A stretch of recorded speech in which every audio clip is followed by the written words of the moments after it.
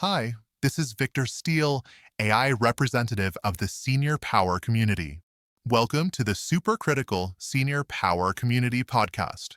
Today, we must talk about something that isn't just uncomfortable, it's frightening. Anti-Semitism is rising sharply, not in some far-off country, not in the past, but here now in our neighborhoods, in our community centers, at our synagogues. And the hardest truth? Seniors, our most cherished, most vulnerable, are being targeted first. We have a long program today, and while it may be uncomfortable for some, it is incumbent on us to discuss the growing anti-Semitism in the U.S. locally and spreading globally. Today's discussion areas include a day that changed everything, the special danger to seniors, why are elders targeted, the emotional toll, breaking the spirit. What can one do? Detailed safety action steps, self-defense and awareness training. Strengthen social ties for caregivers and loved ones. What communities and leaders must do. We have a long program today, and while it may be uncomfortable for some, it is incumbent on us to discuss the growing anti-Semitism in the U.S. locally and spreading globally.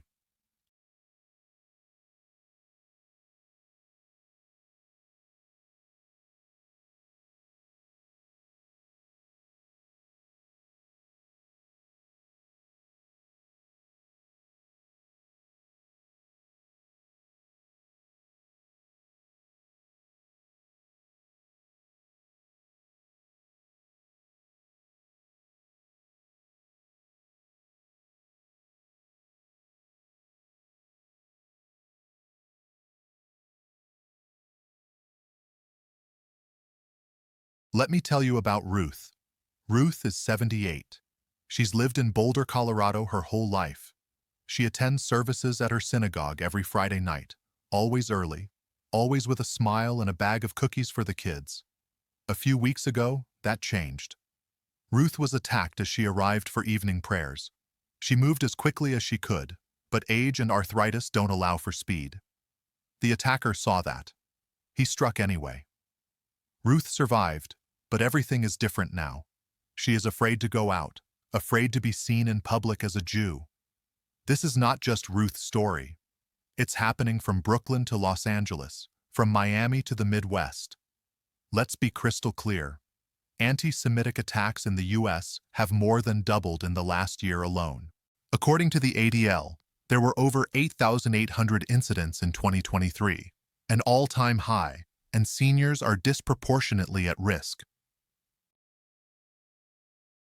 Please note, there are special dangers to seniors. Why seniors? Because they are seen as easier victims. They may have mobility challenges, slower reflexes, may live alone, and sometimes don't carry phones or alert devices. Attacks aren't just physical.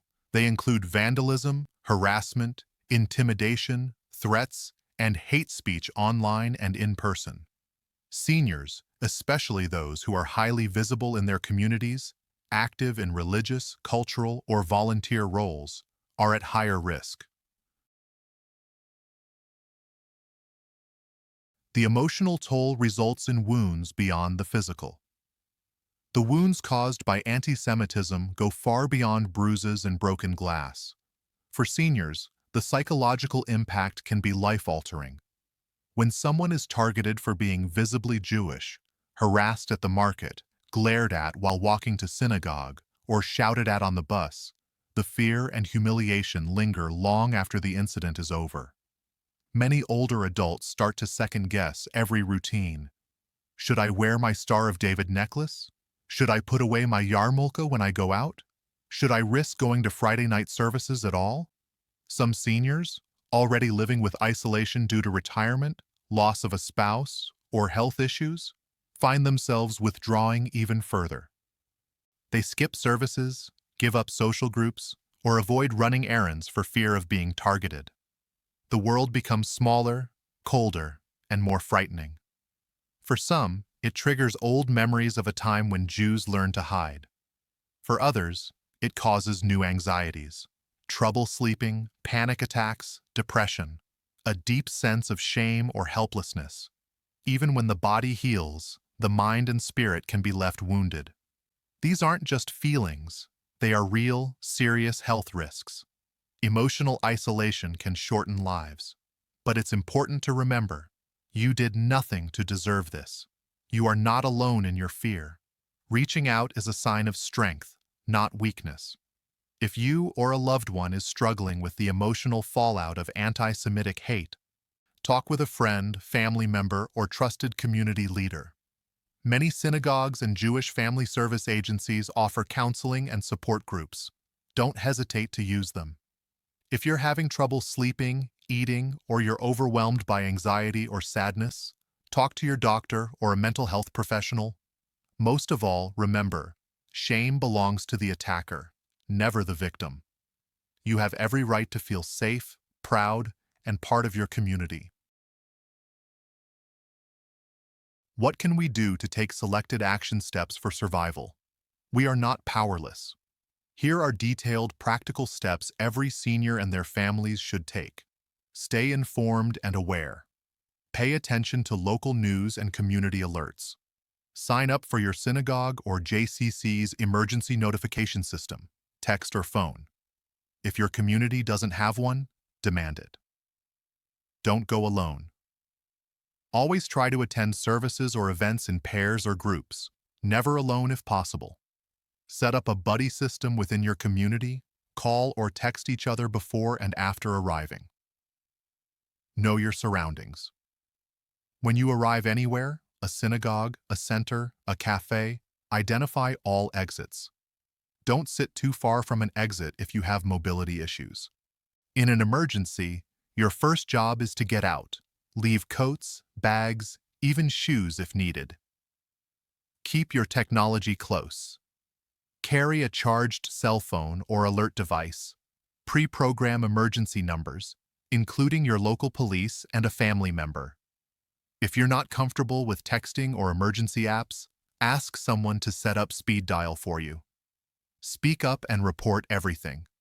Report any threats, vandalism, or suspicious people to center staff and to the police. Do not be afraid to make a scene. Better safe than sorry.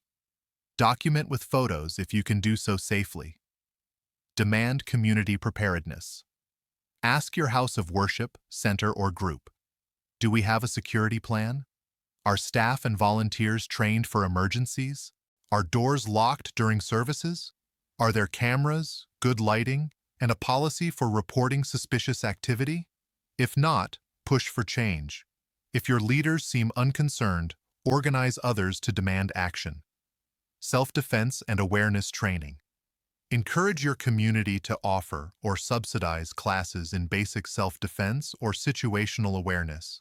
Many local police departments or Jewish organizations will help. Even basic skills, using your voice, moving to exits, calling 911, can save lives, strengthen social ties, stay connected with neighbors, friends, and family. Check in on others who might be isolated. Participation of caregivers and loved ones. Talk openly with your loved ones about risks. Don't sugarcoat, but don't scare. Help set up technology, review emergency plans, and encourage community participation. Always check in regularly with your companion, friend, caregiver, etc. Safety is not just a policy, it's a culture, and it begins with leadership that refuses to turn away. Here's how communities and leaders can move from anxiety to empowerment, and from isolation to unity. Setting the tone. Leadership by example. Leaders must publicly acknowledge the risks and openly discuss security. This means regular announcements, visible participation in safety drills, and honest communication when incidents occur. Example: a synagogue president who stands up before services and reviews safety instructions, not just once, but at every holiday and major event, models seriousness and concern for every congregant's well-being. Building a culture of preparedness, not fear. Empower, don't alarm. Use positive, proactive language. We prepare because we care, not because we expect disaster. Incorporate short safety briefings into every event.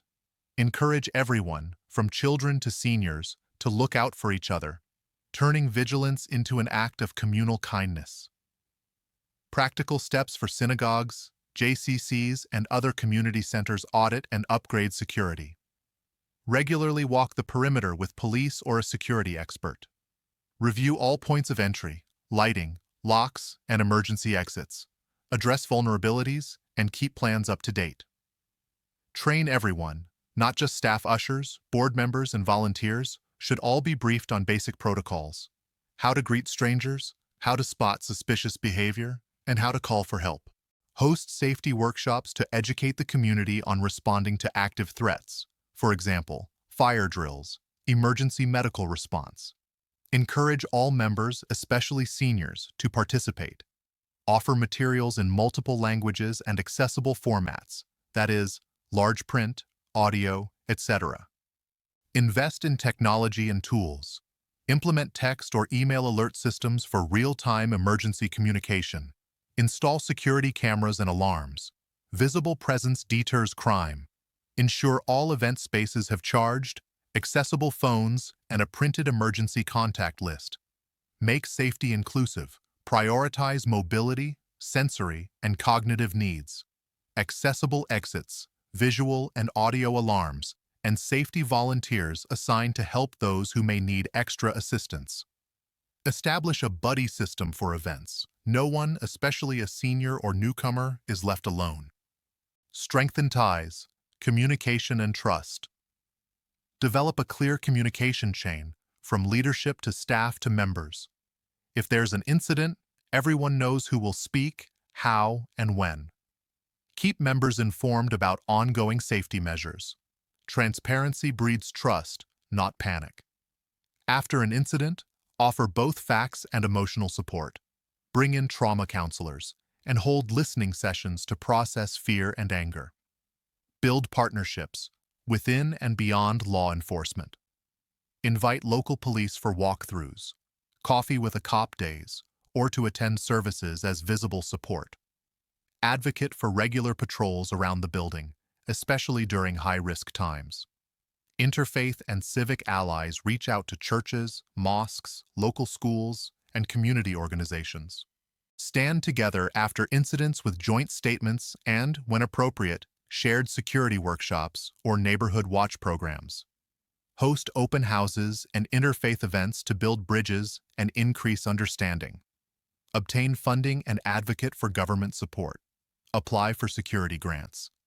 Many federal, state, and private organizations offer funds for nonprofit security improvements, cameras, lighting, training.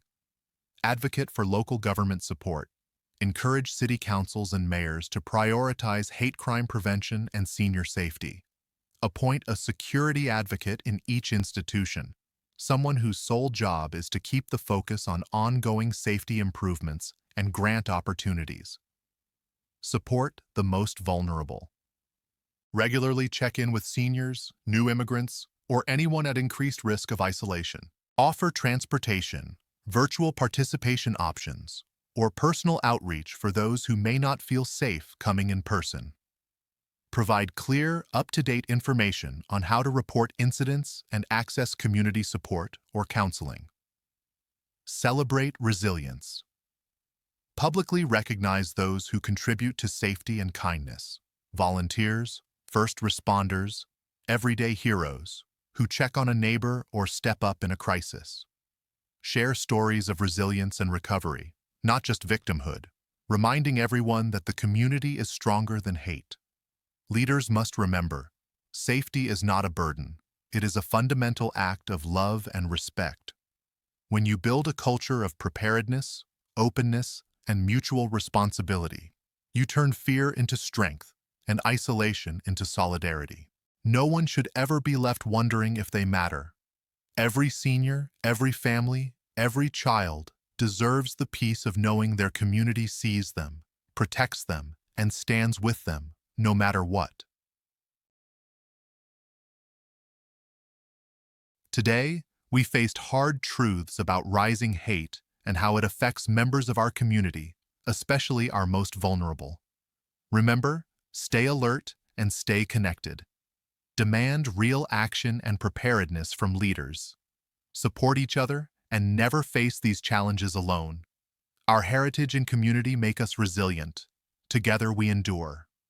For more safety tips and real stories, please subscribe, like, and share this episode. Your voice can make a difference. Thank you for being part of Senior Power Community. This is Victor Steele signing off.